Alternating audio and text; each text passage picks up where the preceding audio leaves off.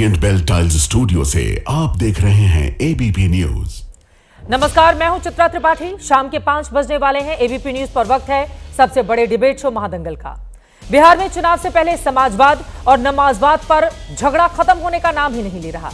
कल समाजवादियों को नमाजवादी बताने के बाद आज एक बार फिर से बीजेपी ने तेजस्वी यादव पर जमकर निशाना साधा है। वक्फ कानून को लेकर तेजस्वी यादव के बयान से नाराज बीजेपी ने आज उन्हें एक बार फिर नमाजवादी बताते हुए आरोप लगाया कि ये शरिया कानून और हलाल की बात करते हैं। बीजेपी ने यह तक कह दिया कि ऐसे लोगों को पाकिस्तान चले जाना चाहिए। उधर तेजस्वी यादव ने बीजेपी के आरोपों पर पलटवार करते हुए आरोप लगाया कि बीजेपी नफरत फैला रही है। तेजस्वी ने यह भी कहा कि वो मंदिर भी सजाएंगे और मस्जिद भी सजाएंगे और हम धर्म के नाम पर नहीं, कर्म के आधार पर अपनी पहचान बनाएंगे। आज महादंगल में पूछेंगे तेजस्वी के खिलाफ बीजेपी के निशाने का क्या मतलब है। क्या तेजस्वी पर निशाना साधकर बीजेपी धार्मिक ध्रुवीकरण को हवा दे रही है? क्या जाति कार्ड का जवाब दे रही है? सवाल यह भी कि क्या वक्फ कानून को कूड़ेदान में फेंकने की बात कहकर तेजस्वी मुस्लिम वोटरों को पूरी तरह अपने पाले में रखने की कोशिश कर रहे हैं? सवाल यह भी है कि बिहार की लड़ाई में पाकिस्तान की एंट्री से किसको मिलेगा फायदा और ध्रुवीकरण की ये politics Bharatiya Janata party NDA को कितना लाभ पहुंचाएंगे? कई ऐसे मुद्दे हैं जिसको लेकर करेंगे बड़ी चर्चा, लेकिन उसके पहले एक दूसरे पर किस तरह से इस मुद्दे को लेकर आज लगाए गए हैं आरोप, सुनिए।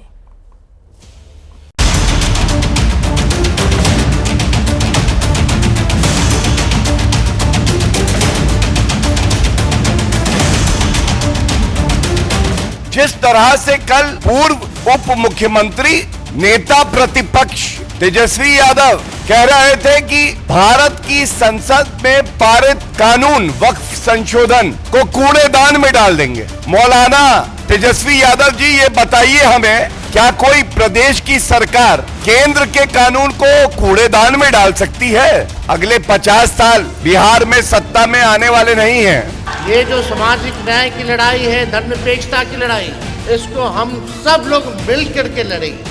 हम धर्म के नाम पर नहीं, कर्म के नाम पर अपना पहचान बनाएंगे। हम मंदिर भी सजाएंगे, मस्जिद भी सजाएंगे। हमारी सरकार बिहार में विकास की बात करती है तो ये शरिया कानून की बात करते हैं। ये कहते हैं हलाला ठीक है, आरक्षण होगा तो धर्म के आधार पे होगा। ये नमाजवादी लोग, इनका संविधान से कोई लेना देना नहीं है। सांप्रदायिक शक्तियां, सांप्रदायिक लोग हम पर आक्रमण करते हैं। वक्त के खिलाफ जुटान हुआ, उसके बाद से लगातार दिल्ली में ये बीजेपी के चिंटू सर, ये संघी वाले 2 दिन से हमको गाली दे रहे हैं। मुद्दे की बात नहीं करेंगे, मुर्दों की बात करेंगे।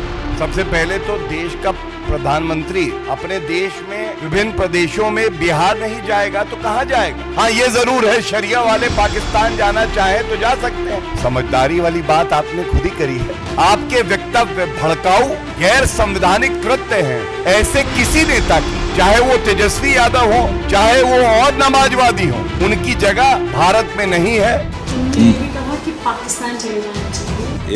ये लोग कहीं के जाने लायक नहीं है।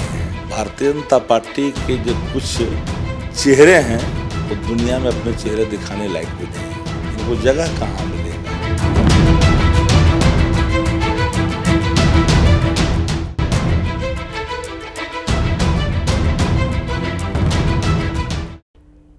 बिहार में चुनाव की तारीखों में अभी ऐलान होने में 2 महीने का वक्त बाकी है, लेकिन अभी से सरगर्मी जिस तरह से तेज है, सवाल ये पूछे जा रहे हैं क्या समाजवाद और नमाजवाद के मुद्दे पर ही पार्टियां एक दूसरे को घेरेंगी?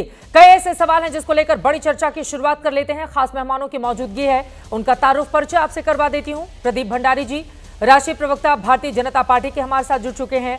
अतुल लोढ़े पाटिल जी, राष्ट्रीय प्रवक्ता कांग्रेस पार्टी से हमारे साथ मौजूद हैं। नवल किशोर जी, आप प्रवक्ता आरजेडी के हमारे साथ जुड़ चुके हैं। पवन वर्मा जी, आप पूर्व सांसद और साथ ही प्रवक्ता हैं जनसुराज के, हमारे साथ मौजूद हैं। अभिषेक झा जी, प्रवक्ता जेडीयू के, जुड़ चुके हैं। एलजेपीआर से हमारे साथ प्रवक्ता धीरेन्द्र कुमार मुन्ना जी भी आपको टीवी स्क्रीन पर दिखाई दे रहे हैं। सभी का बहुत बहुत स्वागत है। सबसे पहले प्रदीप भंडारी जी, आपसे शुरुआत करते हुए, तेजस्वी यादव की ओर से कुछ देर पहले आप पर निशाना साधते हुए ये कहा गया है कि हम मंदिर भी सजाएंगे, मस्जिद भी सजाएंगे, कर्म के आधार पर अपनी राह आगे बढ़ाएंगे और आप लोग ध्रुवीकरण की सियासत करते हैं, इस पर कामयाबी नहीं मिलेगी। प्रदीप भंडारी जी, क्या है इस पर जवाब आपका? चित्रा जी, संसद द्वारा पारित वक्फ कानून को अगर कोई ये कहे कि वो कूड़ेदान में डाल देगा तो हम क्या शांत बैठे हैं क्या? हम संविधान को मानने वाले लोग हैं, आप सब भी संविधान को मानते हैं। तो अगर कोई कहेगा कि वो संविधान को कूड़ेदान में डाल देगा, संविधान द्वारा संसद को अधिकार दिए गए कानून को कूड़ेदान में डाल देगा, तो हम क्या चुप बैठेंगे? हम नहीं चुप बैठ सकते। तुष्टीकरण करने वाले चुप बैठ सकते हैं। आर्टिकल 256 संविधान की धारा कहती है किसी की राज्य में भी सरकार बन जाए वो तब भी संविधान के किसी भी कानून को कूड़ेदान में नहीं डाल सकता। तब भी तेजस्वी यादव बोल रहे हैं कूड़ेदान में डाल देंगे। क्यों? क्योंकि इनको मुसलमान वोट चाहिए। ऐसा तो वही लोग कर सकते हैं जो शरिया में विश्वास रखते हैं कि संविधान के कानून को कूड़ेदान में डाल देंगे। इन्हीं की रैली के अंदर शरिया की बातें चल रही थी। और इनका इतिहास क्या रहा है? लालू प्रसाद यादव तो 2024 के चुनाव में यही कह चुके हैं कि भाई मुसलमानों को रिजर्वेशन दे देना चाहिए, दलितों का वंचितों का छीनकर। यही है तेजस्वी यादव जिनका वीडियो वायरल हुआ था, जो कह रहे थे कि हमसे बड़ा कोई मुसलमानों का कर सकता है क्या? यही वो लोग हैं जिनके समय में दलितों का सबसे ज्यादा नरसंहार होता था। यही वो लोग हैं जो ये कह रहे थे कि भाई मुसलमान अगर ओबीसी हो, ओबीसी जाति में मुसलमानों को दे दिया जाता है सब कुछ, इसमें ये चुप बैठते हैं। तो इनका तो पूरा इतिहास रहा है कि राम भक्तों पे ऊपर गोली चलाना इनके अलायंस पार्टनर चलाते हैं। लालू प्रसाद यादव जो है वो राम भक्त होने के ऊपर इनकी सरकार के ऊपर एफआईआर हो जाती थी। तो जब इनका इतिहास ये रहा है और आज ये ना हमसे कोई मुद्दे पे सवाल पूछ रहे हैं, ये कह रहे हैं अब आप लोग मंदिर तो बनवाने जा रहे हैं मां सीता का, उसके जरिए क्या चुनावी लाभ लेने की कोशिश की जा रही है? इस सवाल पर मैं आऊंगी, लेकिन अब आप लोग विपक्षी नेताओं को पाकिस्तान भेजने की भी नसीहत दे रहे हैं ना प्रदीप भंडारी जी। 2 लाइन पे जल्दी से इस पर, जब बिना पाकिस्तान के काम नहीं चलेगा क्या बीजेपी का? फिर उसके बाद मैं बाकी मेहमानों के पास जाऊंगी। प्रदीप जी, पाकिस्तान तो इनका दोस्त है चित्रा जी। हम तो पाकिस्तान के अंदर घुस के ऑपरेशन सिंदूर में मानते हैं। यही लोग पाकिस्तान के पोस्टर बॉय बनते हैं। ये राहुल गांधी जो कह रहे थे कि वो हिंदुस्तान के स्टेट के खिलाफ लड़ना चाहते हैं, यही वो लोग हैं जो आतंकवादियों के केस वापस ले लेते हैं। तो मेरा कहना यह है कि ये देखिए आप, जो तेजस्वी यादव के पिताजी लालू प्रसाद यादव अपने कदमों में बाबा साहेब भीमराव अंबेडकर की फोटो को रखते हैं, वो क्या कभी संविधान को मान सकते हैं? तो पाकिस्तान की शरिया को मानेंगे। अतुल पाटिल जी, मैं आपके पास आऊंगी, पवन वर्मा जी आपके पास, लेकिन उसके पहले नवल किशोर जी। ठीक है, ये भारतीय जनता पार्टी की ओर से जो आरोप लगाए गए हैं, अब संविधान प्रदत्त संसद के अधिकार का प्रयोग करते हुए वक्फ कानून को पास किया गया, मामला अभी कोर्ट में है, उसको कूड़ेदान में फेंकने की आप उस समय वकालत कर रहे हैं जब आपके हाथ में न ताकत है, न किसी भी राज्य सरकार की यह ताकत है कि वो ऐसा काम कर सकती है। तो उसके बाद ये लोग आरोप लगा रहे हैं। नवल किशोर जी, इस पर जवाब दीजिए आप। फायदा मिलेगा इससे? वोट हासिल होंगे क्या आरजेडी को चुनाव? नहीं, देखिए चित्रा जी, वोट के लिए तो सच को झूठ और झूठ को सच बताना भारतीय जनता पार्टी का पिछले 10 साल से यही काम कर रहा है। सच तो बोलने, सच के पास भी नहीं जाते हैं। हम लोग जो बात कहते हैं वो स्पष्ट कहते हैं, जो संविधान संगत बातें नहीं है उनको खारिज करने की बात करते हैं। आप कहते हैं संसद द्वारा बनाए गए कानून तो खुद मोदी जी ने वापस लिए, वो क्या अपने अलमीरा में रखे हैं या कूड़ेदान में ही फेंका ना उन्होंने? जो 3 कृषि कानून वापस लिए, 1 साल तक किसानों को परेशान करके, उनको आतंकवादी कह के, उनको रोकने के लिए जो काम आतंकवादियों के लिए किया जाता वो उन्होंने किया दिल्ली के आसपास, उसके बाद उस कानून को वापस लिया। तो वो ऐसे कानून तो कूड़ेदान में ही जाएंगे ना।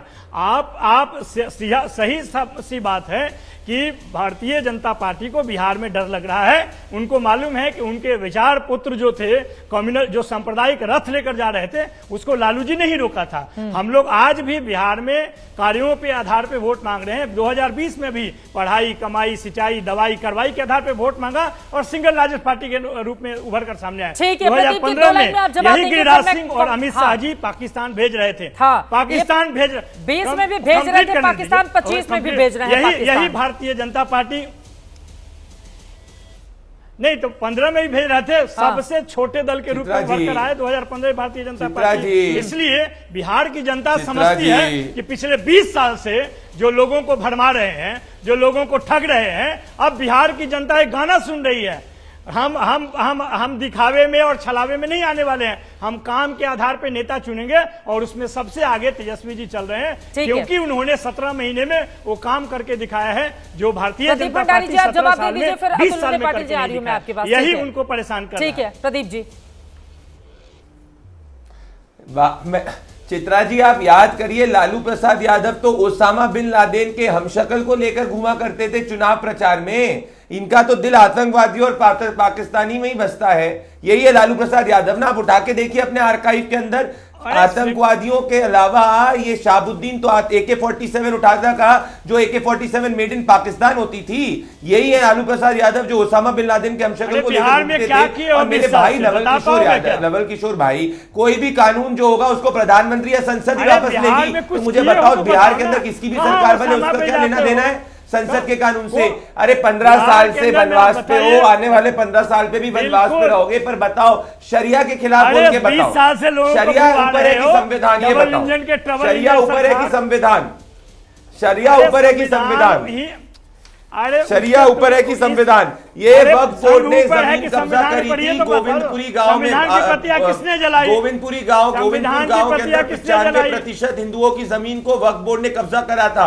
अब इसके पक्ष में क्यों खड़े हो रहे हो? झूठ लेकर क्यों ऐसा कर रहे हो नवल भाई? झूठ लेकर आए हो, क्यों ऐसा कर रहे हो? नहीं नवल की ये देखो, जगह है ऐसे ये बिहार देखो, में जहां पर पूरा का पूरा गांव वक्फ की संपत्ति बता दिया जाता है, आप उसको चैलेंज नहीं कर सकते हैं। वक्फ वालों ने भी तो एक बड़ी प्रॉपर्टी पर अपना कब्जा जमा कर रखा है ना। अब नवल किशोर जी इससे तो आप इनकार नहीं कर पाएंगे। मैंने बहुत सारी ऐसी स्टोरीज देखी हैं कि पूरे के पूरे गांव को बता देता है कि लालू यादव ने खुद ही बयान दिया था। अब बाकी लोगों को छोड़िए, आपके सबसे बड़े नेता लालू प्रसाद यादव ने खुद ही बयान दिया था वक्फ को लेकर कि इसमें संशोधन किए जाने के, इसमें ध्यान दिए जाने की जरूरत है, जमीन पर कब्जा कर लेते ये लोग।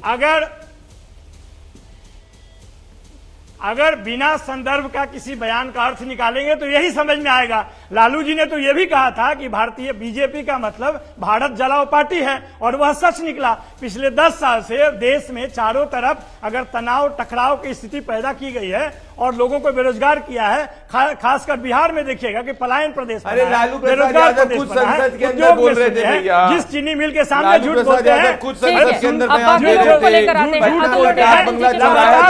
दे रहे थे। और उसके बाद पवन वर्मा जी आपके पास आ रही हूं। ठीक है अतुल पाटिल जी, ये बताइए मुद्दा क्या होगा इस बार के चुनाव का?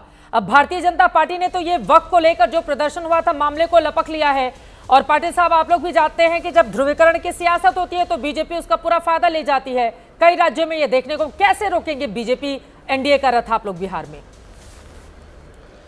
ये रहा चित्रा जी वीडियो। देखिए, जिनके लिए समाजवाद केवल अदानीवाद है, और जिनको हर वो चीज छीनकर, हर जमीन आदिवासी की हो या फिर गरीब लोगों को धारावी की जैसी जमीन हो, वो जमीन छीनकर अगर अदानी को देना है तो उनके लिए समाजवाद तो अदानीवाद ही रहेगा।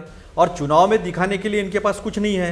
1.25 लाख करोड़ लोग पूछेंगे बिहार के कि 1.25 लाख करोड़, 50,000 करोड़, 60,000 करोड़, 70,000 करोड़, 1.25 लाख करोड़। अडानी जी बिहार के चुनाव में कहां सुनाई दे रहे हैं भाई? जो है बिहार की जनता पूछने अडानी वाली जी है। बिहार के चुनाव में मुद्दा बनेंगे क्या? अडानी जी तो बिहार में कहां चले गए अडानी जी?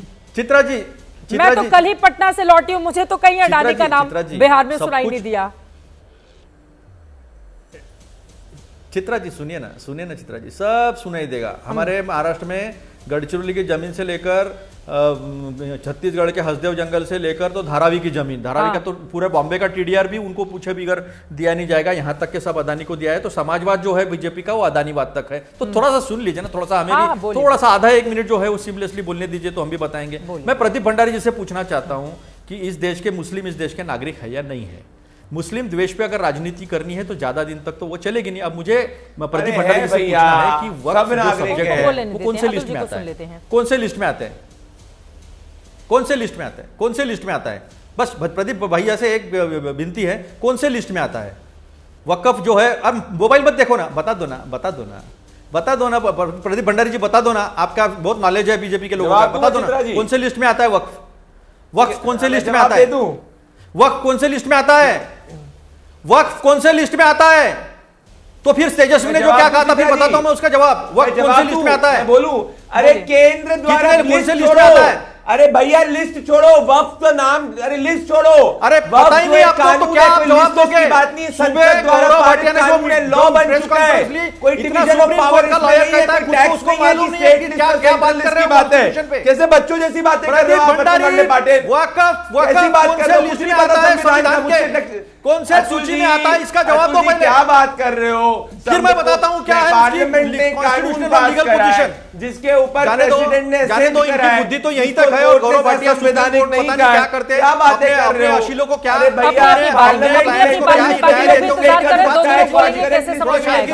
अपनी बारी में अपनी बारी में वक्त सूची में जिसमें भी आता हो जमीन पर कब्जा करने का अधिकार थोड़े ना दे दिया जाएगा वक्त बोर्ड को। अतुल लोढ़े पाटिल जी एक सेकंड में आ रही हूँ। हाँ ठीक है, जिस भी सूची में आता हो, संवर्गीय सूची में, राज्य सूची में, केंद्र सूची में या बिना सूची में, अतुल लोढ़े पाटिल जी मेरा ये सवाल है, जमीन पर जमीन हथियार लेने का अधिकार थोड़े ना दे दिया जाएगा किसी को। और फिर आप लोग वक्फ की वकालत करते हैं, उधर सनातन बोर्ड वाले भी खड़े हो जाते हैं, चलो हमें भी दो। इस देश में यही होता रहेगा क्या? किसी को अधिकार नहीं है, बिल्कुल किसी को। बहुत सारी जमीनों पर कब्जा है, कई वक्फ वालों से कि जमीन छोड़े, फिर किसी का अधिकार छीनने का। हाँ सुनिए ना चित्रा जी अन्याय हो रहा हमारे ऊपर, हमारी बात तो पूरी कर लीजिए। देखिए किसी को अधिकार नहीं किसी की जमीन छीनने की, चाहे वो मुस्लिम हो, हिंदू हो, कुछ भी हो। जो भी होगा इस देश में कानून के मुताबिक होगा, संविधान के मुताबिक होगा। अभी संविधान के जो कॉन्करेंट लिस्ट है उसके 28वें सूची में आता है। हाँ। और अगर पार्लियामेंट को ये लॉ पास करती है तो डेफिनेटली कोई स्टेट उसको नकार नहीं सकता, लेकिन कॉन्करेंट लिस्ट में अगर सब्जेक्ट है तो आर्टिकल 32 और वही तो बात है कि जब संसद की ओर से पारित किया जा चुका है तो फिर इतना राज्य के पास तो अधिकार ही नहीं है ना। और चैलेंज तो किया गया है कोर्ट के अंदर, वो तो हमें दिखाया भी है। मत बचाओ बीजेपी को। अरे बीजेपी को नहीं पूछा रही, मैं पूछ रही हूँ कि जिन्होंने जमीन पर कब्जा किया है कब्जा छुड़वाइए। मैं कह रही हूँ जमीन पर कब्जा करने वाले लोगों से कब्जा छुड़वाइए। बीजेपी कहाँ गई? बीजेपी का कब्जा थोड़े ना है। बीजेपी कब्जा करेगी तो पूछा जाएगा बीजेपी से क्यों कब्जा करके बैठे हुए हैं। जो भी कब्जा करेगा उसे पूरा का पूरा गांव किसी की प्रॉपर्टी कैसे होता है वक्त की, बिल्कुल है इस तरह का। तमिलनाडु का उठाकर देख लीजिए, दक्षिण का उठा बिहार से भी रिपोर्ट आई थी। चित्रा जी आप बात ही नहीं करने दे रहे। चित्रा जी संसद तक पर दावा कर दिया गया कि संसद वक्फ की जमीन है। महाकुंभ की जमीन पर दावा कर दिया गया कि प्रयागराज में ये जो जमीन है आधी से ज्यादा वक्फ है। तो ऐसे क्या करेंगे फिर वक्फ के लोग अगर इस तरह का दावा करते हैं तो? देने दीजिए सर, अभी मैं पवन वर्मा जी के पास जाऊंगी। सर हो गया, मेरी बात पूरी करने दीजिए। आधा मिनट। हाँ आधा मिनट जल्दी से बोलिए। आधा मिनट मेरी बात पूरे करने दीजिए, आधा मिनट। हाँ तो ऐसा है कि कोई स्टेट गवर्नमेंट जो है, स्टेट लेजिस्लेचर जो है वो डिले कर सकता है। वो एडमिनिस्ट्रेटिव एग्जीक्यूशन जो है वो लॉ का वो डिले करके वो सुप्रीम कोर्ट में जा सकता है, कॉन्स्टिट्यूशनली चैलेंज कर सकता है अगर कॉन्करेंट लिस्ट में सब्जेक्ट है तो। हाँ। ये कॉन्स्टिट्यूशनल पोजीशन है। अभी देखिए संविधान का अपमान कौन करता है? संविधान के अपमान इस देश के उपराष्ट्रपति करते हैं। जबकि 1983 और 1994 में समाजवाद और धर्मनिरपेक्षता या पंथनिरपेक्षता इसको जो है basic structure of the part of the constitution कहा गया, जिसे पार्लियामेंट भी चेंज नहीं कर सकती। लेकिन उसके खिलाफ बात करेंगे। निशिकांत दुबे क्या कहते हैं? निशिकांत दुबे कहते हैं कि में समाजवाद और धर्मनिरपेक्षता नहीं था क्या? 1977 में जोड़ा गया ना, 1975 के बाद। नेहरू जी के समय में नहीं था, लाल बहादुर शास्त्री के समय में नहीं था क्या? क्या बात कर रहे हैं आप भी? ठीक है, मैं उस मुद्दे पर आऊंगी। पवन वर्मा जी को दिखाइए प्लीज स्क्रीन पर। पवन वर्मा जी, आपके बहुत सारे आर्टिकल हम लोग पढ़ते रहते हैं अलग अलग अखबारों में, लेकिन मुद्दे पर आ जाते हैं। बिहार में चुनाव है, क्या समाजवाद, धर्मनिरपेक्षता, ये पूरा का पूरा मुद्दा आ रही है सर, नमाजवाद, क्या ये मुद्दा बनेगा पवन वर्मा जी? और इन सब के बीच जब लड़ाई एनडीए बनाम महागठबंधन की हो तो फिर जन सुराज इन सब के बीच कहां खड़ा रहेगा जिस पार्टी से आप ताल्लुक रखते हैं? पवन वर्मा जी। बहुत बहुत शुक्रिया चित्रा जी। इस चिल्लाहा घाट के बाद मैं कुछ, अगर मुझे आप 1-1.5 मिनट देंगी बोलिए तो मैं आपको हकीकत बता दूंगा। पहली बात तो जो ये आरोप प्रत्यारोप का तू मैं ये जो ओछी राजनीति का आज आप एक चमत्कारिक प्रदर्शन देख रही थी, वो अवसरवादिता सारी चुनाव के करीब आने की वजह से है। असलियत ये है चित्रा जी कि ये सारी पार्टियों ने मिलकर बिहार के जो 13 करोड़ लोग हैं उनके हित और उनमें से जो 50% से ज़्यादा उत्पीड़ित गरीब हैं उन सबको कूड़ेदान में डाल। जरा सा गौर फरमाइए, 30 साल से आज बिहार में यही पार्टियां राज कर रही हैं, नीतीश, लालू, उनके सहयोगी बीजेपी और कांग्रेस। और 30 साल के बाद बिहार वही है जहां वो 30 साल पहले था, देश का सबसे गरीब और पिछड़ा राज। ये पार्टियों के वही चेहरे बार बार चुनाव जीतते हैं, केवल 2 षड्यंत्र इस्तेमाल करके, धर्म और जाति। और इस पर जैसे जैसे चुनाव करीब आता है बड़े खूबसूरती से ध्रुवीकरण करते हैं। वो मुद्दा उठाते हैं जहां वो एक दूसरे को तो गाली देते ही हैं। किसी को कहते हैं पाकिस्तान चले जाओ, कोई मुस्लिम वोट बैंक की तरफ देखता है, कोई हिंदू वोट बैंक की तरफ देखता है। मैं आपसे एक बुनियादी सवाल पूछता हूं, कौन है इन पार्टियों में जिन्होंने पिछले 30 साल में बिहार के 52% लोग, चित्रा जी, आज अति गरीबी में रहते हैं, 1/3 गरीबी रेखा के नीचे रहते हैं। बिहार में सबसे अधिक बेरोजगारी है देश में। बिहार में फिलहाल इनकी हालत ऐसी है कि माँ, बहन और पत्नी अपने बेटे, भाई और पति को साल में एक बार से ज्यादा देख नहीं पाती है। बिहार में इस वक्त भुखमरी ऐसी है, 30 साल तक समाजवाद के नाम पर, सामाजिक न्याय के नाम पर ये जो पार्टियां मिलकर के चला रही हैं, उसका अंतिम परिणाम क्या है? इस तरह की राजनीति, जहां पर आप चुनाव आते ही एक मुद्दा उठा लीजिए, वक्फ बिल का। अच्छा, वक्फ बिल पे बात करनी है तो एक सभ्य तरीका है ना बात करने का। हाँ, वक्फ बिल में कुछ संशोधन होने चाहिए। वक्फ बिल इस समय सर्वोच्च न्यायालय के सामने है, सर्वोच्च न्यायालय का निर्णय आना है। आप क्या, जब तक सर्वोच्च न्यायालय का निर्णय नहीं आता, आप एक को कहेंगे पाकिस्तान को चले जाओ, और एक को कहेंगे कि तुम नमाजी हो, नवल जी, और एक को कहेंगे कि तुम सांप्रदायिक हो। ये करने के बाद मैं पूछता हूं, बिहार के लोगों के हित के बारे में ये सारी पार्टियां सम्मिलित 30 साल से क्या कर रही हैं? इनके पास कौन सा सकारात्मक आगे प्रोग्राम है जिसके जरिए ये बिहार का हित करेंगे? इसलिए जनसुराज कहता है, इसलिए जनसुराज और प्रशांत किशोर कहते हैं धर्म और जाति पर आपके हित को गिरवी चढ़ाया गया है, आप ही को ठगा गया है। अब बिहार के लोग जगेंगे और बिहार के लोग अपने लिए वोट देंगे। हो चुकी इस तरह की राजनीति। अभिषेक झा जी जेडीयू से, धीरेन्द्र कुमार मुन्ना जी एलजेपीआर से हमारे साथ हैं। एक भी बार उनके पास मैं नहीं जा पाई हूं, उनकी टिप्पणी ले लेती हूं, बहुत देर से वो लोग हमारे साथ जुड़े हुए हैं। अभिषेक झा जी, पहले आपके पास आते हुए, हाँ 10 सेकंड में बोलिए। नवल जी 10 सेकंड में बोलिए जल्दी से। देखिए, पवन वर्मा जी का जो ज्ञान है वो नीतीश कुमार जी के साथ थे, तब कहाँ गए थे वो? नीतीश कुमार जी के साथ वो भी थे जिनके नेतृत्व में आज राजनीति में जाने का कोशिश कर रहे हैं। ये बड़ी बात, ये अभी कहने का मतलब है कि आप तो उस समय कुछ जानते ही नहीं थे। इसका मतलब बिहार को रिप्रेजेंट किया आपने राज्यसभा में, और उस पार्टी के उपाध्यक्ष रहे आपके नेता। आप क्या जवाब दीजिएगा? आपके पास कोई जवाब नहीं है। कम से कम आपको खेद व्यक्त करना चाहिए कि आपके बुद्धि उस समय, आपका बुद्धि उस समय कहीं और गया हुआ। ठीक है, आपने आरोप लगा दिया, जवाब ले लेते हैं। अभिषेक झा जी, धीरेन्द्र जी के पास जाना है। पवन जी पहले जवाब दीजिए आप। मेरे को जवाब देने दीजिए इसका। बोलिए। ऐसा है चित्रा जी, मैं ऐसी सिद्धांतहीन राजनीति करता ही नहीं हूं। मैं नीतीश कुमार के साथ जुड़ा था और उस वक्त एक उम्मीद जगी थी नीतीश कुमार की 2005 के बाद, आरजेडी के जंगल राज के बाद, कि शायद वो बिहार के लिए कुछ कर सके। और मैं उनके साथ तब तक रहा और उनके बहुत करीब था और मुझे फायदे ही फायदे थे। पर मैंने उनका विरोध किया जब उन्होंने सीएए का ही नहीं, सीएए और एनआरसी का समर्थन किया और मुझे पार्टी से एक्सपेल किया गया। मैं इन चीजों पे नहीं जाता हूं। नवल किशोर जी, जरा बात करने के पहले सोचा कीजिए। आप अपने गिरेबां में झांकिए और पूछिए कि आपने 30 साल में किया क्या है। 30 साल में आपने बिहार के लोगों को ठगा है। आज बिहार सबसे गरीब और पिछड़ा देश क्यों है? इसका जवाब दीजिए।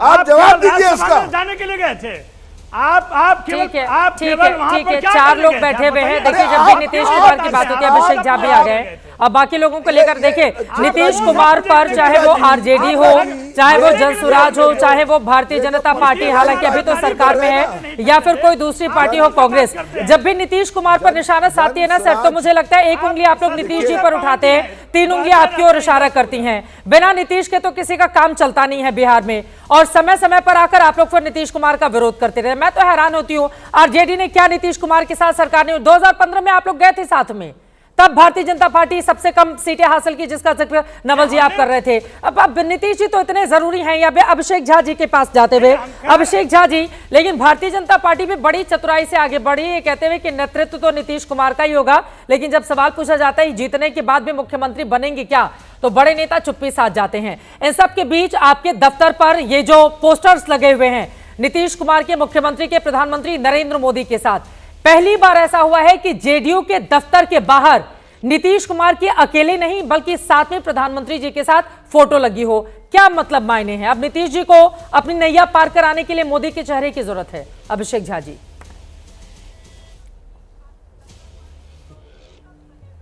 अगर अकेले की तस्वीर लगी हुई होती नीतीश जी की तो शायद आप लोग ये सवाल पूछ रहे होते, विपक्ष के साथी ये कह रहे होते कि भाई इन लोगों में बनती नहीं है, एक साथ तस्वीर भी नहीं हो सकती है।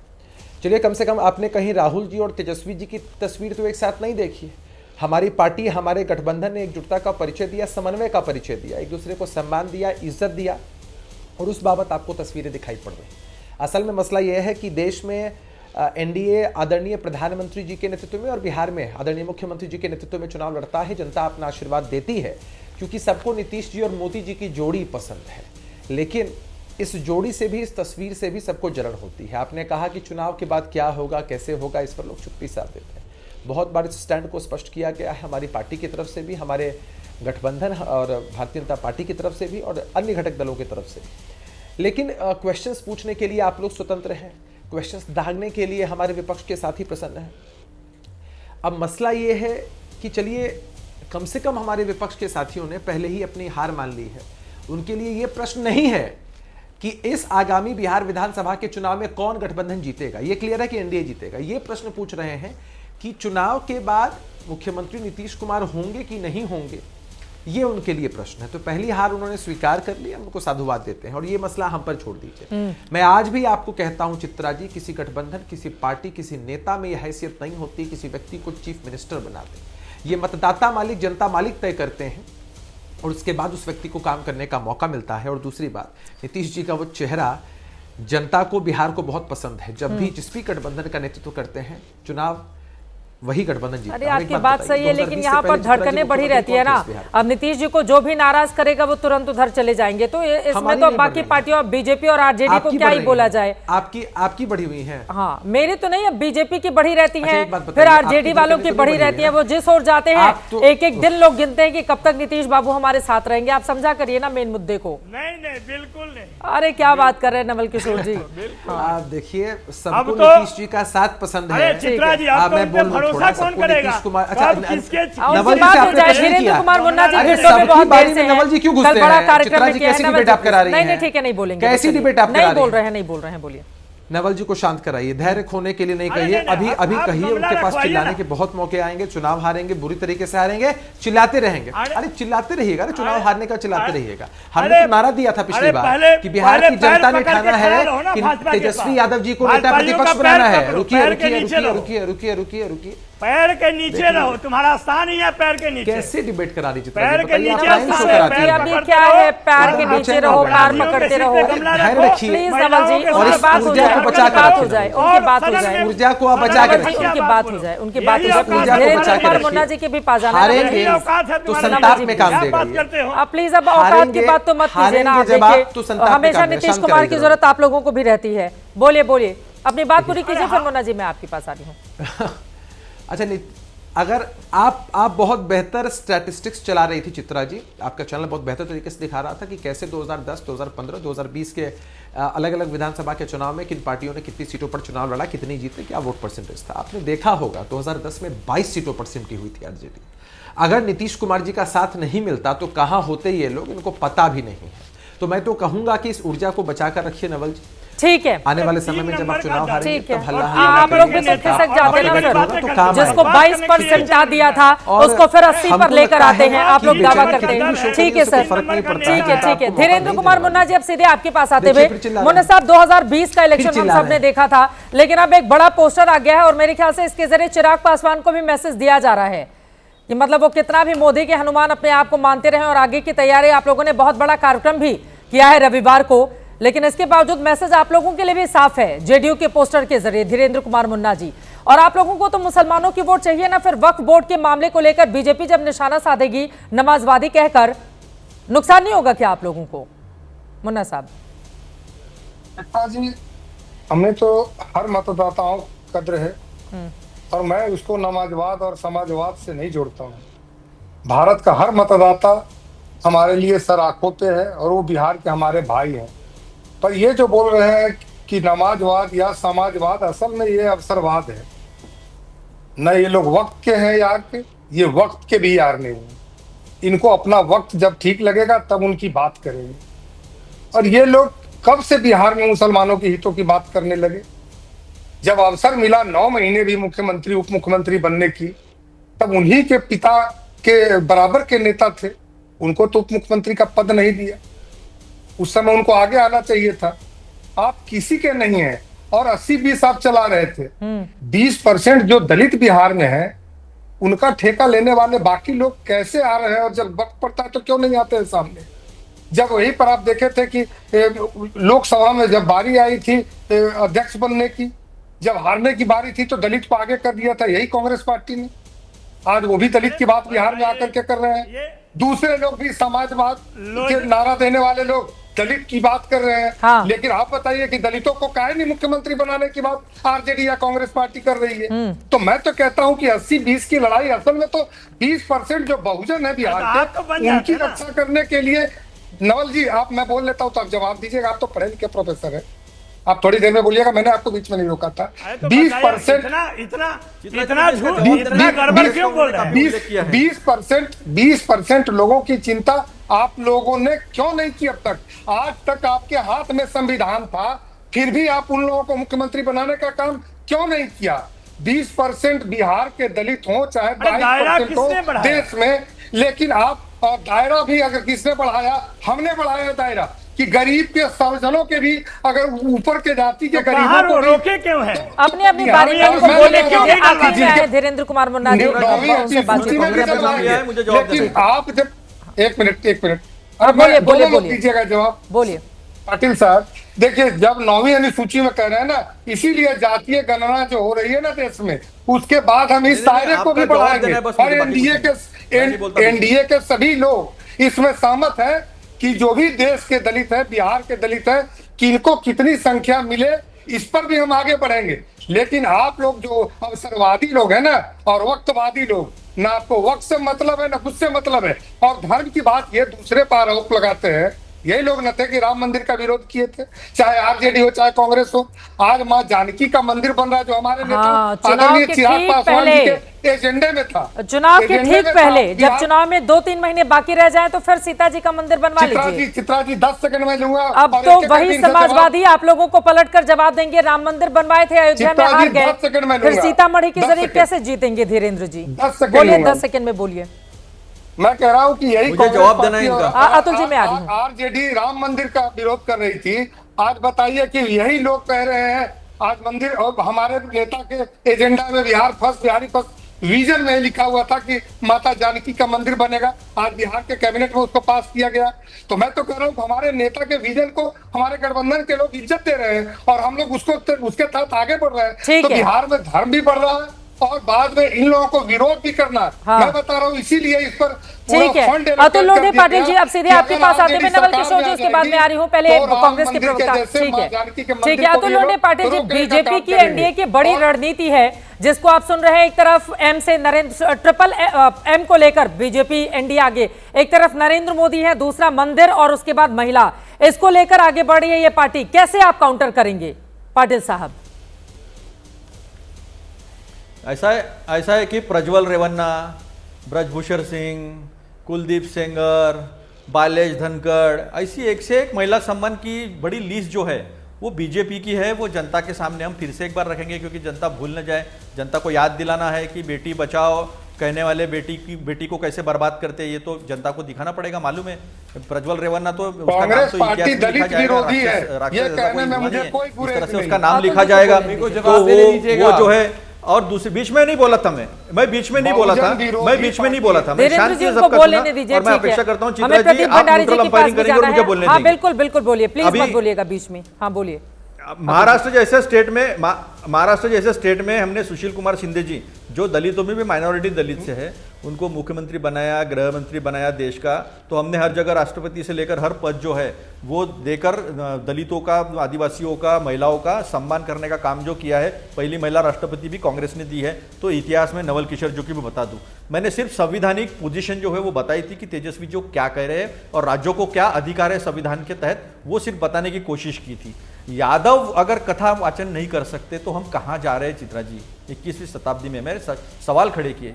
यादव अगर नहीं कह सकते हैं तो सर्वोच्च न्यायालय को निशिकांत दुबे कहे तो उसको सवाल खड़े नहीं होते, उसके ऊपर तो डिबेट होनी चाहिए, उसके ऊपर डिबेट होनी चाहिए। उपराष्ट्रपति कहते हैं जब basic part of the basic structure socialism और सेकुलरिज्म को सुप्रीम कोर्ट ने कई बार कहा, बीच में मत बोलिए ना, अभी तकलीफ हो रही, मैं सही बोल रहा हूं तो, सच बोल रहा हूं तो सुप्रीम कोर्ट ने उसको बेसिक स्ट्रक्चर का पार्ट बताया और बेसिक स्ट्रक्चर पार्लियामेंट भी चेंज नहीं कर सकती।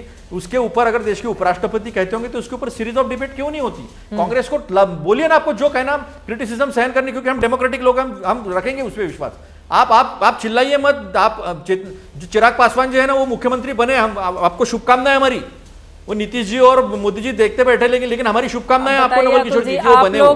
तेजस्वी यादव का तो नाम ले नहीं रहे हैं कि वो मुख्यमंत्री बने, और आप लोग चिराग पासवान को मुख्यमंत्री बनाने का बयान दे रहे हैं।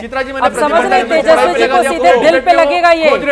अतुल्य पाटिल जी, सीधे दिल पे लगेगा तेजस्वी यादव के। राहुल गांधी बिहार जाते हैं, तेजस्वी जी को मुख्यमंत्री बनाने के सवाल पर जवाब देते नहीं है, और आप कह रहे हैं चिराग पासवान बने मुख्यमंत्री, हम शुभकामनाएं देते हैं। दिल पे लगेगा आपके सहयोगी गठबंधन के बड़े नेता को। पर लगा दिया। अभी अगर गौरव भाटिया देख रहे होंगे तो वो भी आर्य प्रदीप जी आप ही की बारी है। वो भी पढ़ाई पर लग गए होंगे, दोनों पढ़ाई पर लगे हैं कि देख रहे हैं कि क्या बात है। अरे वो तो ठीक है, तेजस्वी जी को मुख्यमंत्री बनाएंगे, चिराग पासवान को मुख्यमंत्री बनाएंगे। पाटिल साहब, तेजस्वी जी मुख्यमंत्री बनेंगे या चिराग पासवान बनेंगे? 22 करोड़ रोजगार मिलेगा, 1 लाख करोड़ की बात। अब नवल किशोर भी क्या बोलेंगे? एक भी बार कांग्रेस पार्टी बोल नहीं रही है तेजस्वी को मुख्यमंत्री बनाने के बाद। आप लोग भी फंस गए हैं नवल किशोर जी। लोगों के महाराष्ट्र में तो क्या दिक्कत है? तेजस्वी वहां के सबसे बड़े आपके विपक्षी पार्टी के नेता नाम ही नहीं लेते आप लोगों का। बिहार के एकनाथ शिंदे है। हाँ, नीतीश कुमार बिहार के एकनाथ शिंदे। नीतीश कुमार एकनाथ शिंदे होंगे। आप बताइए तेजस्वी यादव बनेंगे मुख्यमंत्री अगर आप लोग की सरकार बन गई तो? आर्य प्रदीप जी आप ही की बारी है। 100% बनेंगे, तेजस्वी मुख्यमंत्री बनेंगे, हमारे साथ में बनेंगे और बनाएंगे हम उनको। चलिए, अब नवल किशोर जी के चेहरे पर थोड़ी मुस्कुराहट आ जाएगी। नहीं तो चिराग जी का नाम लेकर तो आपने उनकी मुस्कुराहट ही गायब कर दी थी। अब मैं आ जाती हूँ सीधे प्रदीप भंडारी जी, उन्होंने जो आरोप लगाए हैं उस पर जवाब दीजिए।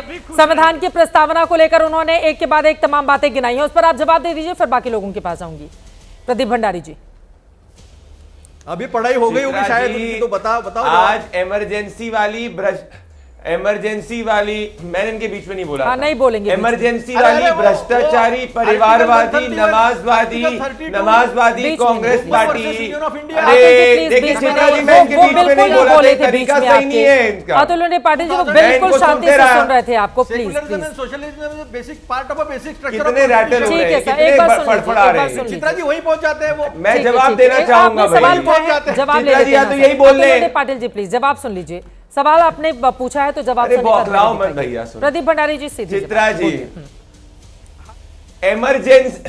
इस देश में इमरजेंसी लागू करने वाली है कांग्रेस पार्टी, इसको अपोलोजाइज करना चाहिए। कांग्रेस पार्टी के बंगाल के मुख्यमंत्री थे सिद्धार्थ शंकर रे, उन्होंने ये कहा था कि बेसिक स्ट्रक्चर जैसी कोई चीज ही नहीं होती है। जुडिशरी की पावर को खत्म करने का बात, संविधान को खत्म करने की बात इंदिरा गांधी ने कही थी, और वो आजीवन राष्ट्रपति बनना चाहती थी जिसकी पावर पार्लियामेंट से ज्यादा होती। वो तो भगवान का शुक्र है कि जनता ने इनको हरा दिया, वरना इनका बस चलता तो कम्युनिस्ट पार्टी ऑफ चाइना जैसे ये हालत कर देते हिंदुस्तान के अंदर। और ये इनका संविधान के प्रति आदर कि जब आरजेडी के लालू प्रसाद यादव अपने कदमों में बाबा साहेब भीमराव अंबेडकर की प्रतिमा को रखते हैं, राहुल गांधी शांत रहते हैं क्योंकि कांग्रेस दफ्तर के अंदर वो भी अपने कदमों के अंदर बाबा साहेब भीमराव अंबेडकर को रखते थे। इनका प्रवृत्ति रही है कि बाबा साहेब भीमराव अंबेडकर का अपमान करना। Article 19(1)(a) freedom of speech, बोलने के अधिकार में पहला रिस्ट्रिक्शन अगर किसी ने किया था तो जवाहरलाल नेहरू ने करा था।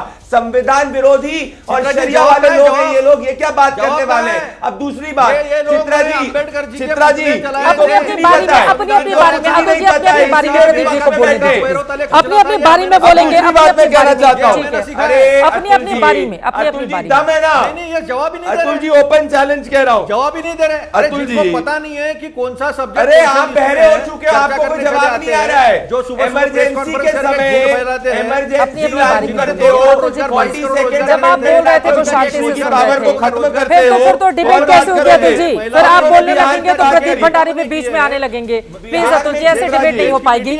पवन जी भी इंतजार कर रहे हैं, बाकी लोग भी हैं। प्लीज प्लीज प्लीज, ये तरीका नहीं हो सकता है। प्लीज सर, प्रदीप जी आप अपनी बात खत्म कीजिए।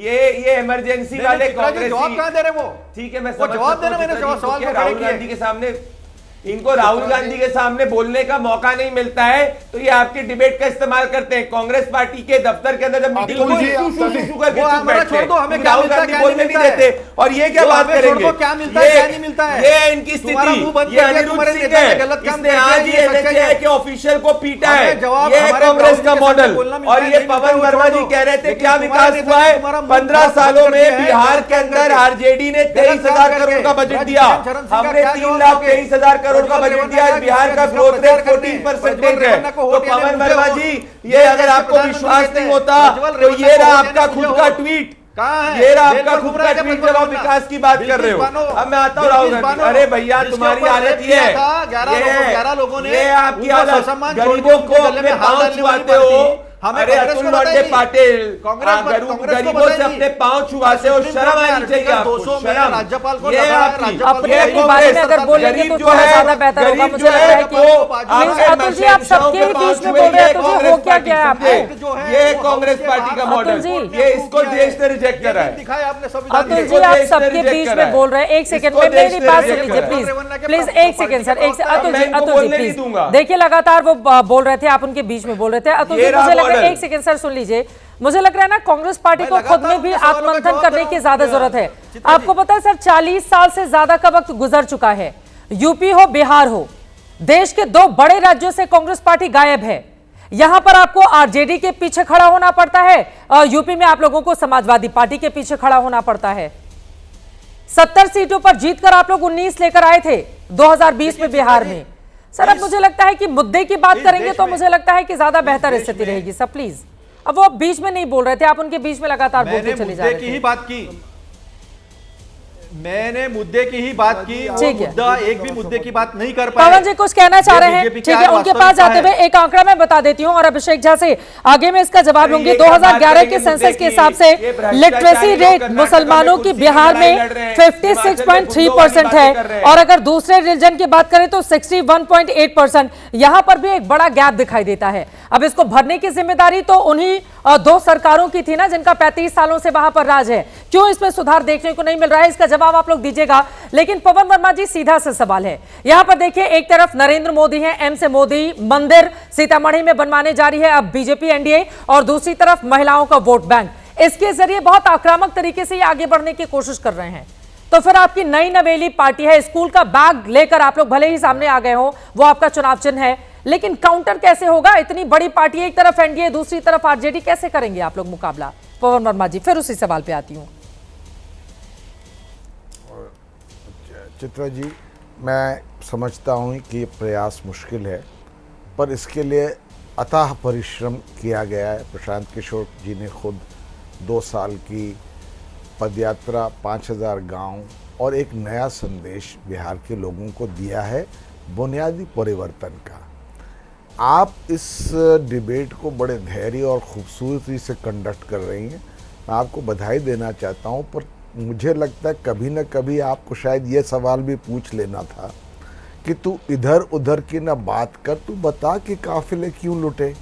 सब चीज़ की बात हो गई, इमरजेंसी की, संविधान की, पाकिस्तान की, नमाजवादियों की, मंदिर की। सर सिर्फ मैं, देखिए बीच में ना बोले तो मैं बहुत आपका शुक्रगुजार हूं। मैं आपसे सिर्फ इतना पूछता हूं कि अगर इन सारी पार्टियों ने मिलकर कभी साथ कभी अलग बिहार के लोगों के हित के लिए काम किया है, तो आज बिहार की 13 करोड़ की 1/3 जनता सरकारी आंकड़ों के मुताबिक गरीबी रेखा के नीचे क्यों है? आज बिहार देश का 30 साल इनके राज्य के बाद सबसे पिछड़ा और गरीब प्रदेश क्यों है? आज क्यों ऐसा है कि केवल 7% मुसलमान बच्चे 12वीं पास करते हैं? आज ऐसा क्यों है कि केवल 3% दलित समाज के बच्चे 12वीं पास करते हैं? आज क्यों ऐसा है कि केवल 5% अति पिछड़ा समाज के लोग क्लास 12वीं पास करते हैं? आज क्यों ऐसा है कि जहां स्कूल है वहां टीचर नहीं है, जहां टीचर है वहां स्कूल नहीं है?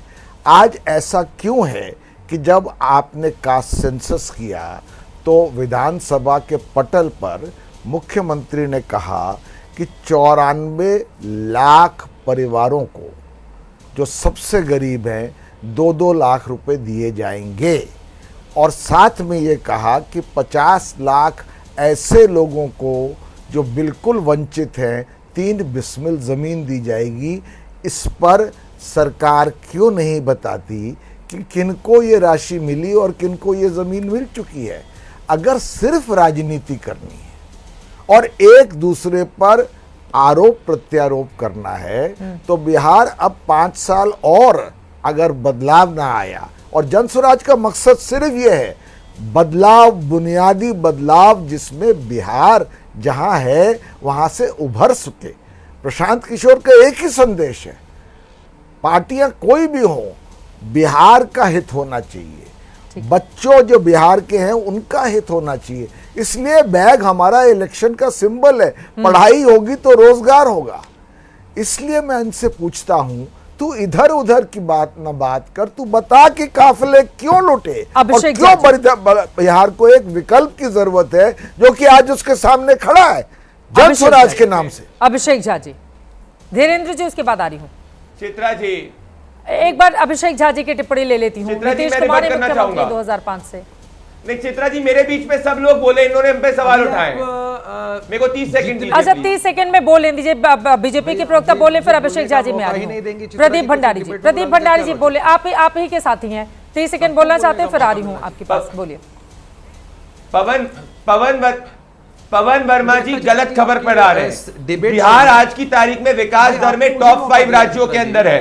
2005 में बिहार की जीडीपी 78,500 करोड़ थी, आज 8,54,000 करोड़ हो चुकी है। पिछले 9 सालों में बिहार में 3 करोड़ 77 लाख लोग गरीबी रेखा से बाहर निकल चुके हैं। मैं आ रही हूँ अभिषेक झा जी। अरे भाई, तो आप पवन वर्मा जी को मैं आंकड़ों से, अगर नहीं देना है मौका तो बता दीजिए, हम लोग एक बार बोलकर चले जाएंगे।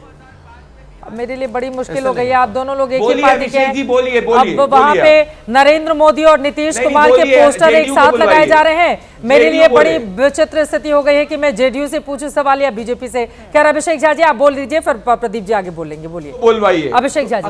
अगर मान लीजिए चित्रा जी आपको एक ही दल से सवाल पूछना है तो फिर आप एक ही दल को बुलाइए, इसमें दिक्कत क्या? अगर हमारा पक्ष वो रख देंगे। अरे जब एक ही दल के लिए आपको वोट मांगना है तो 2-2 चेहरा क्यों चिपकाए जेडीयू के दफ्तर के बाहर? ये कोई बात होती है अभिषेक झा जी? बोले कोई बात नहीं, वो बाद में बोल लेंगे। बोलिए अभिषेक झा जी, नाराज नहीं होते हैं? कई बार आप ज्यादा बोल लेते हैं, कई बार वो कम कर लेते हैं। एकदम गलत बात है अभिषेक झा जी। देखिए अभी लड़ते नहीं है। अरे अभिषेक झा जी, तो वैसे ही तो प्रदीप भंडारी जी हैं, वो मोदी जी को प्रतिनिधित्व कर रहे हैं, आप नीतीश कुमार को कर रहे हैं। तो मेरे लिए तो आप दोनों में बड़ा फर्क नहीं हुआ ना, सत्ताधारी दल के आप दोनों हुए। अभिषेक झा जी आप बोल लीजिए, मुन्ना जी भी इंतजार। चित्रा जी आप जेडीयू से बुलवाइए। बोलिए अभिषेक झा जी, उन्होंने अपना टाइम दे दिया। अच्छा आप एक बात बताइए, जो जन स्वराज पार्टी बिहार की राजनीति में न 3 में है न 13 में है, न सीटें जीतने वाले हैं न वोट लाने वाले, उनको तो आप इतना बखूबी मौका दे रही हैं।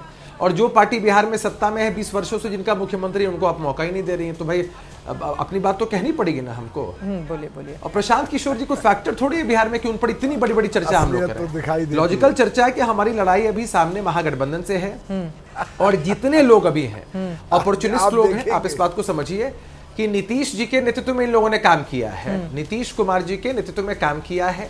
चाहे आरजेडी के लोग हों, उन्होंने भी नीतीश जी का नेतृत्व स्वीकार किया, हमारे अन्य घटक दल हों। जनसुराज के जो लोग बैठे हैं यहाँ पर, प्रशांत किशोर जी हमारी पार्टी में नीतीश जी का ही झंडा उठाते थे, पवन वर्मा जी भी हमारी पार्टी में बहुत सम्मानित पद पर थे, पता नहीं क्यों छोड़कर चले गए, जो भी बातें वो कह रहे हैं, या पार्टी से इतर लाइन उन्होंने क्यों ली। तो जितने भी लोग हैं सब लोग नीतीश कुमार जी की छत्र छाया में काम कर चुके हैं और अभी भी सबकी टीआरपी एक ही बात पर है कि नीतीश जी के खिलाफ नहीं बोलेंगे, मीडिया की सुर्खियां नहीं मिलेगी, चर्चाएं नहीं होंगी और इसी तरह से बातें आगे बढ़ती रहेंगी। खैर, बिहार में विधानसभा का चुनाव है और हमें लगता है कि एक गलत नैरेटिव नहीं सेट होना चाहिए। हमने मोदी जी की तस्वीर, नीतीश जी की तस्वीर लगाई है, ये बहुत अच्छी बात है, ये दिखाने के लिए काफ़ी है कि भाई दोनों की जोड़ी को बिहार के लोग बहुत पसंद करते हैं। और आपने देखा है ना, समन्वय हमारे पास है, समन्वय इनके पास नहीं है कि राहुल जी आएंगे बिहार घूमकर चले जाएंगे। जरा पूछिए यहाँ पर आरजेडी के साथी यहाँ बैठे हैं, कितनी बार राहुल गांधी जी जब बिहार आते हैं तो तेजस्वी जी के साथ उनकी तस्वीर दिखती भी है, मिलने भी जाते हैं, बातचीत भी करते हैं, अलग अलग कार्यक्रम चलाते हैं ये लोग, क्योंकि इनके गठबंधन के अंदर कोई समन्वय चित्रा जी नहीं है और ये हमारा मुकाबला इस तरह से नहीं कर पाएंगे। तो अलग अलग एक्सपेरिमेंट्स हो रहे हैं। प्रशांत किशोर जी तीसरा मोर्चा लेकर के आए हैं और जिनको उम्मीदवार मिलना मुश्किल है इस बिहार के अंदर कि उम्मीदवार कौन मिलेगा, और जिन्होंने इतने फ्लॉप कार्यक्रम्स पहले ही कर लिए और जिन्होंने इतनी पार्टियों के लिए काम किया, उनको इतना सिग्निफिकेंट बनाने की जरूरत नहीं है कि उन पर हम इतनी चर्चा करेंगे। इतनी चर्चा करने की कोई जरूरत नहीं है। अब नीतीश कुमार ने ये मौका दिया ना, अपनी पार्टी में नहीं बनाते उनको नंबर 2 प्रशांत किशोर को, तो नहीं होते आज उतने रिलेवेंट। अब तो नीतीश बाबू से पूछना चाहिए कि ऐसा क्या था कि तमाम नेताओं को दरकिनार करके आपने नीतीश कुमार के बाद नंबर 2 बना दिया था प्रशांत किशोर को। ये तो मुख्यमंत्री जी से ही पूछा जाना चाहिए। तो फिर बाद में, खैर उस पर नहीं जाते हुए, अब मैं प्रदीप भंडारी जी, आपको रोकना पड़ा था, बिल्कुल मौका दिया था प्रदीप भंडारी जी। उसके बाद नवल किशोर जी आ रही हूँ। प्रदीप भंडारी जी की बात नहीं हो पाई थी, ठीक है, मैं आ रही हूँ नवल किशोर जी। प्रदीप भंडारी जी, मैं सिर्फ 20 सेकेंड मैं पवन जी जो काफी सीनियर हैं उनको थोड़े से फैक्ट्स के बारे में अवगत कराना चाहता हूं। थोड़ा भूल गए हैं, वो हो जाता है। बिहार जो है आज की तारीख के अंदर विकास की दौर में टॉप 5 राज्यों के अंदर है। 2005 में पवन जी बिहार के जो जीडीपी था 78,500 करोड़ था, आज 8,54,000 करोड़ है। पिछले 9 सालों में बिहार के अंदर 3,77,00,000 लोग गरीबी रेखा से बाहर निकले हैं। बिहार में 80 लाख लोगों को मुफ्त राशन मिलता है। बिहार में पलायन पिछले 11 साल में सबसे कम दर पे है। बिहार के अंदर 36 लाख पक्के घर बने हैं। बिहार में महिलाओं को पंचायत के अंदर 50% आरक्षण है। बिहार के अंदर 100% विद्युतीकरण हो चुका है। और ये मैं नहीं कह रहा पवन जी, ये आपका खुद का ट्वीट कह रहा है। आपने 2015 में ट्वीट करा था जब आप महागठबंधन, आप जब जेडीयू के साथ में थे, आप कह रहे थे लोग कह रहे हैं कि बिहार में विकास नहीं होता है, झूठ है, बिहार में इतना विकास हुआ है। हाँ। तो आप भी अगर अपना पूर्व का बयान देखेंगे पवन भाई, ठीक है, नवल जी का बयान ले लेती हूं, मैं बहुत देर से वो बोल रहा हूं, मानिए विकास हुआ है, आप दूसरा मॉडल लेके आइए, हो जाता है। ठीक है नवल किशोर जी। देखिए चित्रा जी, तेजस्वी जी में बिहार के लोग संभावना देख रहे हैं और जो उन्होंने काम किया है 17 महीने में, उसी मुख्यमंत्री से काम करवाया है जो मुख्यमंत्री कहते थे कि ये 10 लाख नौकरी कहां से लाएगा। हम तमाम तरह की बात करते थे, उनसे काम करवाया, 5 लाख नौकरी लोगों को मिला, उसमें सभी जाति सभी धर्म के लोग थे। 4 लाख 4.5 लाख शिक्षक जो राज्यकर्मी के दर्जा के लिए मांग कर रहे थे उनको दर्जा मिला। वहां पर जो उद्योग नीति उन्होंने लाया, पर्यटन नीति लाया, खेल नीति लाया, ये सब 17 साल में नहीं हुए, 17 महीने में भाई शरिया ले आओगे आप। वहां के लोग आज के डेट में संभावना देख रहे हैं। शरिया लेके आओगे आप, शरिया। देखिए बीच में बोलेगा प्रदीप भाई, कुछ नहीं कर पाओगे। पागलपन का कोई इलाज। जल्दी से नवल जी, आपने भी बोला था 2 बार। ठीक है, अरे देखिए अभी देख लीजिए, उस समय हमने काम करके दिखाया। अब हम जब घोषणा कर रहे हैं, आप देखिए माई बहन मान योजना की घोषणा कर रहे हैं, पेंशन बढ़ाने की योजना की बात कर रहे हैं, गैस 500 में देने की बात कर रहे हैं, महिलाओं की स्थिति सुधार। आप कुछ नहीं इजाजत देता है। आप तमाम मेहमानों का बहुत धन्यवाद हमारे साथ चर्चा का हिस्सा बनने के लिए। अच्छी बात इस डिबेट की ये रही कि धर्म और जाति से डिबेट की शुरुआत हुई थी, लेकिन आखिरी तक आते आते कम से कम काम के मुद्दे पर तमाम पार्टियां लौट आईं और ये गिनाने लगी कि क्या क्या कामकाज उनके शासन में किए गए हैं या फिर किए जा रहे हैं। देखना महत्वपूर्ण रहेगा धर्म पर या जाति पर, या इस बार मोहर लगेगी कामकाज पर। बिहार की जनता क्या करती है फैसला, इस पर बनी रहेगी हमारी नजर। इसी के साथ महादंगल में अभी के लिए दीजिए इजाजत। देश और दुनिया की तमाम खबरों के लिए आप देखते रहिए एबीपी न्यूज।